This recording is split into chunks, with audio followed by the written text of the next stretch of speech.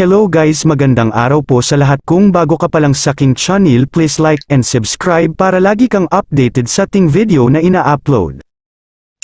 Ang saging ay isang masustansyang prutas na mayroong maraming benepisyo sa kalusugan. Narito ang ilan sa mga benepisyo ng saging. 1. Mataas sa potassium. Ang saging ay mayaman sa potassium, na isang mineral na mahalaga para sa malusog na puso at normal na pag-andar ng mga kalamnan at nerbiyos. 2.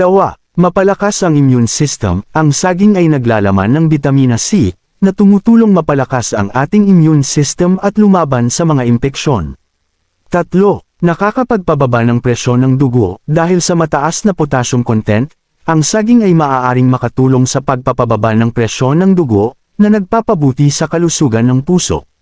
4. Mapabuti ang digestion. Ang saging ay mayaman sa dietary fiber, na tumutulong mapabuti ang pagdumi at maiwasan ang pagkakaroon ng mga problema sa digestion tulad ng constipation. 5. Nagbibigay ng enerhiya. Dahil sa natural na asukal at carbohydrates na matatagpuan sa saging, ito ay magandang mapagkunan ng enerhiya at nagbibigay ng instant na lakas. 6. Nakakapagpabuti sa mood. Ang saging ay naglalaman ng tryptophan, isang amino acid na nagpapabuti sa mood at nagpapalakas ng produksyon ng serotonin, kilala bilang happy hormone.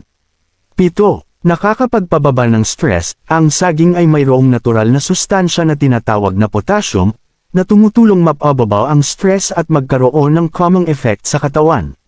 8. Nakakapagpabuti sa balat. Ang saging ay mayaman sa bitamina C at antioxidants na tumutulong mapanatili ang malusog na balat at mapabawas ang mga palatandaan ng pag-iipon ng toxin sa katawan.